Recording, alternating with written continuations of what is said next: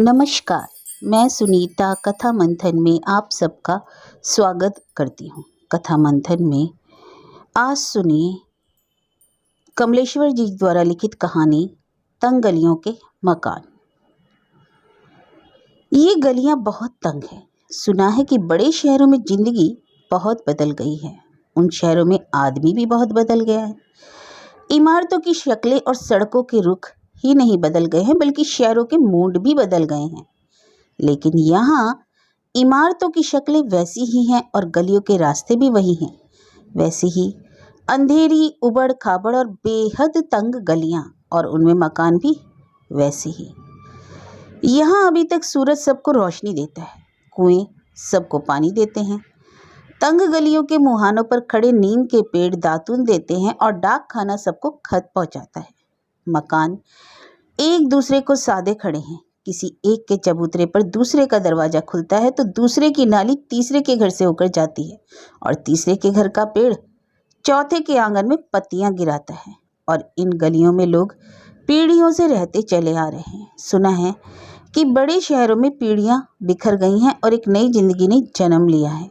नई समझदारी पैदा हुई है। लोग नए कपड़े पहनते हैं, नए जूते पहनते हैं और नए तरीके से रहते हैं। इन तंग गलियों के मकान में लोग अब भी उसी पुराने तरीके से रहते हैं, पुराने कपड़े पहनते हैं और होली दिवाली जूते बदलते हैं।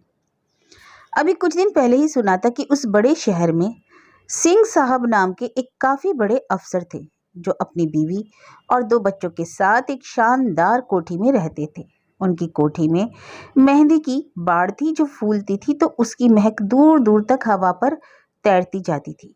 कोठी के सामने नरम घास के गलीचे बिछे थे और कार्निस तक फूलों की बेलें चढ़ी हुई थी। कियारियों में गुलाब मुस्कुराते थे और लॉन में शाम को कुर्सियां पड़ती थी जिन पर वह खुशहाल परिवार बैठा रहता था। पोर्टिको में कार खड़ी रहती थी और शाम को बड़ी ही सपनीली रोशनियों में वह कोठी जगमगाने लगती। और एक बहुत ही छोटे शहर में तहसील का एक पटवारी रहता था, जो अपनी बीवी कमली और 2 बच्चों के साथ इन तंग गलियों में बने एक सादा से मकान में रहता था। उसके घर के बाहर एक नीम का पेड़ था जिसकी टहनियाँ टूट टूट कर दूर दूर तक बिखर जाया करती थी। घर के सामने एक खंडर था जिसमें गली भर का कूड़ा जमा होता था और जिस पर भटकटैया के जहरीले पीले फूल खिलते थे। भीतर आंगन में तुलसी का एक पौधा था जिसके घरौंदे पर हर शाम दीपक जलाया जाता था। घर के बरौठे में एक खाट पड़ी रहती थी और दीवार से टिकी एक साइकिल खड़ी रहती थी जिस पर मथुरा दास पटवारी अपना बस्ता बांधकर दौरे पर जाया करता था। उस घर के आंगन में कील पर जब अकेली लालटेन लटक जाती तो कोठरियां और भी अंधेरी हो जाती थी। कहा जाता है कि सिंह साहब बहुत ही ईमानदार, दिलेर और समझदार अफसर थे। उनकी धाक भी अपने महकमे में बहुत थी और अपनी काबिलियत के बल पर वह ओहदे पर ओहदे पाते गए थे। जैसे जैसे ओहदा बढ़ता जा रहा था, उनकी कोठी में जिंदगी की सब सुविधाएं मुहैया होती जा रही थी। उनकी बीवी कामिनी के लिए किसी चीज की कमी नहीं थी। बच्चे भी साधारण स्कूल से निकलकर एक बड़े अंग्रेजी स्कूल में पढ़ने के लिए भेज दिए गए थे। नौकर चाकर भी बढ़ गए थे। दरवाजों खिड़कियों पर सूती पर्दों की जगह रेशमी पर्दे लटकाए गए थे। सिंह साहब कला और संस्कृति के बहुत प्रेमी थे, इसलिए उनकी कोठी में दुनिया के दूर देशों की कलात्मक चीजों का ढेर लगा हुआ था। कमरे खूब सजे हुए थे। जापान से खरीदे गए खिलौने कांच की अलमारियों में बंद थे। हांगकांग से लाए चीनी के बर्तन किचन में भरे हुए थे और बिजली के बल्बों पर जापानी कंदीलें लटक रही थी। लंदन में खरीदी 2 पुरानी तलवारें ड्राइंग रूम के सामने की दीवार पर लगा दी गई थी और दरवाजों के ऊपर जंगली जानवरों के सिर लगे हुए थे। मथुरा दास पटवारी के बारे में सुना जाता है कि वह बहुत ही बेईमान, डरपोक और जिद्दी आदमी था। उसकी बेईमानियों की दास्तानें महकमे में फैली हुई थी, पर चूंकि पटवारी से नीचे का और कोई ओहदा नहीं था, इसलिए वह नीचे नहीं हटाया गया था। उसके घर पर रोज बरोज गरीबी हावी होती जा रही थी। बीवी के गहने बिकते जा रहे थे और उसके दोनों बच्चे किसी मदरसे में दाखिल नहीं हो पा रहे थे, लेकिन दिन भर उन तंग और गंदी गलियों में घूमते रहते थे। गरीबी की मार की वजह से उसकी घरवाली ने बर्तन साफ करने वाली को छुड़ा दिया था और वह खुद ही घर की सफाई, झाड़ू पोछा वगैरह करती थी। घर के बाहर वाले दरवाजे का एक किवाड़ चूंकि बरसात के पानी में गल जाने के कारण निकल गया था, इसलिए बेपर्दगी से बचने के लिए उस पर टाट का पर्दा लटका दिया गया था।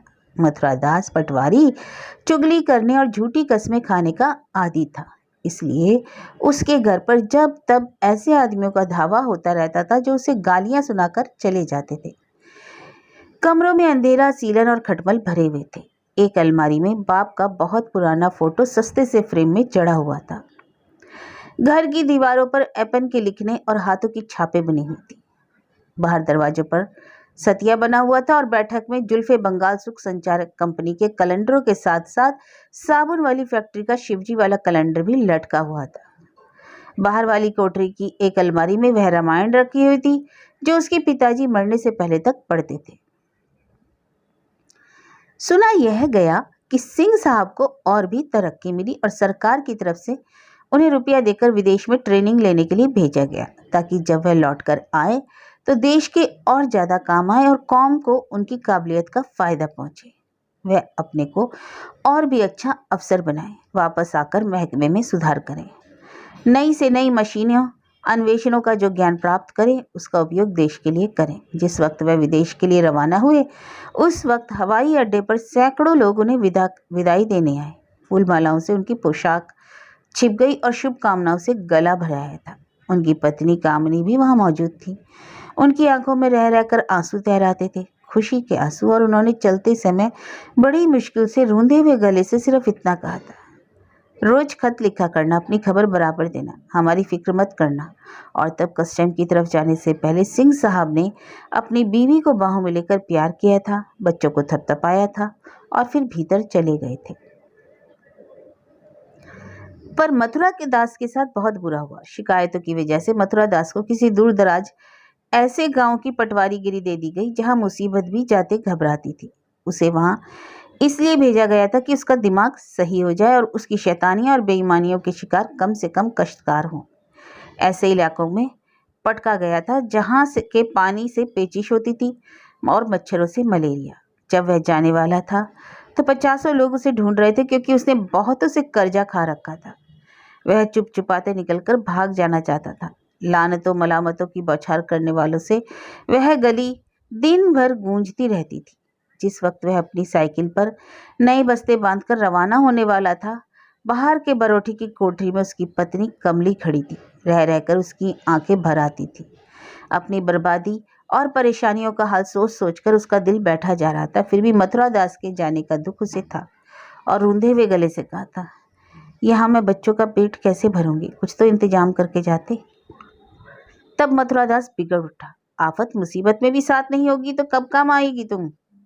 और जब वह चलने लगा तो कमली ने उसके पैर छूकर हाथ माथे से लगा लिए थे और अपने सोते हुए बच्चों से बिना मिले ही वह अंधेरी रात में निकल गया।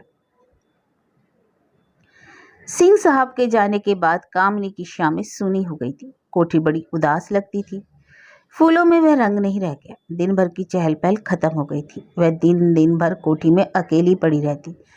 समझ में ही ना आता कि क्या करे। क्लबों में अकेले जाना अच्छा नहीं लगता। आखिर उन्होंने एक रोज फोन करके अपने पति के एक दोस्त रणबीर को रात के खाने पर बुलाया और बहुत रात गए तक गप्पे लड़ाती रही। हवा में खुनकी थी, इसलिए उन्होंने बोतल निकालकर सामने रख दी। यह तो आम दस्तूर ही था। रणबीर ने इसरार किया था, आप भी मदद कीजिए ना प्लीज, और उन्होंने दोनों गिलास तैयार कर दिए। रणबीर उन्हें ताकता रहा था। आखिरी जाम तक दोनों ने सिंह साहब की तंदुरुस्ती की कामना करते हुए गिलास होठों से लगा लिए। बच्चे सो गए थे। उसके बाद रणबीर ने बड़ी ही दिलचस्प बातें की थी। मेजर मेहरा की बीवी ने तलाक ले लिया, सुना इम्पोर्टेंट है वो। कामनी ने अचरज से कहा, डील डॉल से तो नहीं लगता, आप यकीन करते हैं क्या? अरे यह तो कोई औरत ही बता सकती है, रणबीर ने घूंट लेते हुए कहा। खामोशी से कामनी ने कुछ शर्माते का इजहार किया। आपकी बाहें तो बड़ी ही खूबसूरत हैं, सचमुच। हम लोग हमेशा आपकी बाहों की तारीफ करते हैं। मेजर नरसिंह तो बेहद तारीफ करता है, रणबीर ने शोखी की सलाह। अरे आप तो यूं ही कह रहे हैं, कामनी ने चोरी से उसे देखते हुए कहा था, और उसकी नजरों की भाषा पढ़नी चाहिए थी। फिर उस रात रणबीर लड़खड़ाता हुआ चला गया था। इधर कमली रह रहकर घबरा उठती थी। जब तक मथुरा दास घर पर था उसे बच्चों और खुद की इतनी चिंता नहीं थी। अब एक एक दिन गुजारना मुश्किल हो रहा था। उसकी समझ में नहीं आता था कि कैसे क्या करे। जरा जरा सी चीज के लिए उसे तकलीफ हो रही थी। मथुरा दास की याद भी उसे आती थी। अपनी मदद के लिए वह मथुरा दास के एकमात्र दोस्त बनवारी के पास गई थी। बनवारी उसके साथ ही घर चला आया था। तब उसने कहा था, समझ में नहीं आता बनवारी, कैसे क्या करूं। ये तो बड़ी मुसीबत में छोड़ गए हैं। अकेले तो यहाँ डर भी लगता है। घर में आदमी ना हो तो बड़ा सूना लगता है। भंडार में एक दाना तक नहीं। खुद तो जैसे तैसे रह भी जाऊं, बच्चों के पेट पर तवा कैसे बांध दूं। बनवारी उसे बड़े गौर से देखता रहा। आखिर बनवारी ने बड़े रंगीन स्वर में कहा था, तो तुम तकलीफ क्यों उठाती हो? उसका क्या पता कब आए, साल भर लगे, 2 साल लगे। अगर तुम्हें ऐतराज ना हो तो मैं घर का दाना पानी यहीं उठा लाता हूँ। अपनी रोटी उसी में पकाना, तो 2 मेरे लिए भी सेक दिया करना। अरे हाँ हाँ, इसमें ऐतराज क्या है, कमली ने कहा था। और बनवारी ने बात आगे बढ़ाई, मथुरा की सभी बुराई करते हैं, समझ नहीं आता तुम कैसे गुजर करती हो उसके साथ। गुजर ना करूँ तो क्या करूँ, तुम्हें बताओ कहाँ चली जाऊँ। और तुम्हारे ऊपर ये फटी धोती कमीज देखकर अच्छा नहीं लगता। कैसी कंचन सी काया है तुम्हारी, और तुमने क्या हाल कर रखा है। बनवारी ने शोकी से कहा। कमली एक क्षण के लिए शर्मा गई और उसने अपना आंचल ठीक किया। धीरे से बोली, कैसी बात करते हो। और वह कनखियों से उसे देखती रही। उस रात बनवारी उठकर चला आया और फिर सुना कि कामनी के यहाँ रणबीर की आमदरफ्त बहुत बढ़ गई और कमली के घर बनवारी का आना जाना शुरू हो गया। सुना कि 4 साल बाद सिंह साहब वापस आए। कोठी में रौनक हुई। कामनी का दिल कुछ फटा फटा सा था। शाम की चाय पीकर सिंह साहब क्लब में दोस्तों से मिलने चले गए। वहां लोगों ने उन्हें हाथों हाथ लिया। आधी रात तक विदेश की दास्तानें चलती रही। कह कहे लगे, शराब के दौर चले। और जब वे आधी रात कोठी पर वापस पहुंचे तो उन्हें बहुत कुछ शक हुआ। कई साल बाद मथुरा दास का भी आना हुआ। वह घर आया तो अंधेरा पड़ा हुआ था। कमली ने भी ऊपर से उसका हालचाल पूछा और बच्चों को लेकर पड़ी रही। और जब घर में उसका मन नहीं लगा तो वह निकलकर बस्ती में चला गया। यहाँ यार दोस्तों के बीच उसने अपनी बीमारी मुसीबतों की दास्तान सुनाई। वापस आया तो बीवी को सोता देख उसका माथा ठनका। सिंह साहब दूसरे दिन भी शाम को अकेले ही क्लब चले गए। कामनी ने जाने से इनकार कर दिया। उस रात बहुत वक्त नहीं हुआ था। कामनी को यह उम्मीद नहीं थी कि वह क्लब से इतनी जल्दी वापस आ जाएंगे। रणबीर वहीं कमरे में था और जैसे ही उसने पोर्टिको में कार रुकने की आवाज़ सुनी वह घबरा गया। सिंह साहब धड़धड़ाते हुए कमरे में पहुंचे और उन्होंने सीधे सीधे सवाल किया, यहाँ कमरे में और कौन है? कोई नहीं, कामनी ने सख्ती से कहा। झूठ बोलती हो, मुझसे छिपाने की कोशिश मत करो। जो भी है उसे मेरे सामने कर दो। सिंह साहब की आंखों से चिंगारियां बरस रही थी। अरे मैंने कह दिया ना कोई नहीं है। इससे ज्यादा मैं और कोई जवाब नहीं देना चाहती। मैं दोनों को जान से मार दूंगा, खून कर दूंगा। हट जाओ मेरे सामने से। सिंह साहब दहाड़े। नहीं हटूंगी, कामनी ने चीख कर कहा। और सिंह साहब पैर पटकते हुए कमरे में वापस चले गए। कामनी ने रणबीर को पिछवाड़े के दरवाजे से चुपचाप भगा दिया। दूसरे दिन मथुरा दास तहसील गया था। वह वहां से हमेशा एक आध दिन बाद ही वापस आता था, लेकिन उस दिन वह रात होते ही वापस आ गया। कमली को कतई उम्मीद नहीं थी कि वह तहसील से इतनी जल्दी लौट आएगा। बनवारी भीतर कोठरी में मौजूद था। जैसे ही मथुरा दास के कदमों की आहट हुई वह घबरा गया। मथुरा सीधा भीतर पहुंचा। कुछ गड़बड़ भांप कर उसने पूछा, घर में और कौन है? कोई नहीं है। मथुरा का शक बढ़ गया। उसने चीख कर पूछा, झूठ बोलती हो, यहाँ बनवारी है। तूने उसे यहाँ क्यों रखा है? मुझसे झूठ बोलती है तो क्या करोगे? खून पी जाऊंगा चुड़ैल। गड़ासे से दोनों की बोटी बोटी काट दूंगा। निकाल उसे, निकाल, नहीं तो मुझसे बुरा कोई ना होगा। मथुरा का पूरा बदन गुस्से में तमतमा रहा था। वह पागल हो गया था। बनवारी निकल आओ, कमली ने आवाज दी और घबराया वह बनवारी उसके पीछे ही जाकर खड़ा हो गया। कहते हैं कि सिंह साहब ने उस वक्त कोई बात नहीं की थी। कामली से वह बहुत अच्छी तरह पेश आए। रात को उन्होंने जबरदस्ती उसे अपने कमरे में बुलाया और प्यार का नाटक किया। उसे अपने पास सुलाया। जब वह बेखबर सो गई तो सिंह साहब ने एक तेज छुरी से उस पर वार किया। बचाव के लिए भागी। सिंह साहब ने दरवाजा बंद कर रखा था। उन्होंने जानवरों की तरह कामनी को गोद गोद कर मार डाला। चीखें सुनकर नौकर दौड़े। तब तक कामनी मर चुकी थी और कमरे में खून की नालियां बह रही थी। खबरें अखबारों में छपी। और जब बनवारी कमली के पीछे खड़ा हो गया तो मथुरा दास पागलों की तरह उस पर झपटा। पर कमली ने अपनी छाती रोक दी। पहले मुझे मारो, मुझे मारो, और जो करना है मेरे साथ करो, कहते हुए मथुरा दास के हाथ पकड़ ली और बनवारी को उसी के सामने घर से निकाल दिया। मथुरादास खड़ा देखता रह गया और चीखा, ठीक है, तेरी खबर तो बाद में लूंगा। और उसी वक्त उसने कमली को मारना शुरू किया। चीख पुकार सुनकर पड़ोसी जमा हो गए। आखिर रात कमली ने कहा, तुमने तो खबर ही नहीं ली, मैं आखिर क्या करती, तुम ही बताओ। यह मेरी हवस नहीं, मजबूरी थी। मेरी बोटी बोटी उड़ा दो इस वक्त, उफ नहीं करूंगी, मुझे मार डालो तो तसल्ली मिल जाएगी मुझे। मथुरादास बदहवास बैठा सब कुछ सुनता रहा, जैसे वे पत्थर हो गया।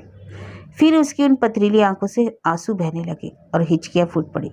कमली उसके पैरों पर सिर रखकर रोने लगी। सुना है कि बड़े शहरों की जिंदगी बहुत बदल गई है। उन शहरों में आदमी भी बहुत बदल गया है।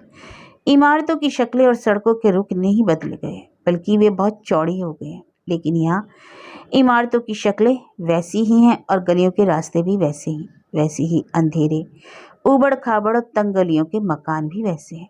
यहाँ अभी तक सूरज सबको रोशनी देता है, कुएं सबको पानी देते हैं, तंग गलियों के मुहानों पर खड़े नीम के पेड़ दातून देते हैं और डाक खाना सबको खत पहुँचाता है।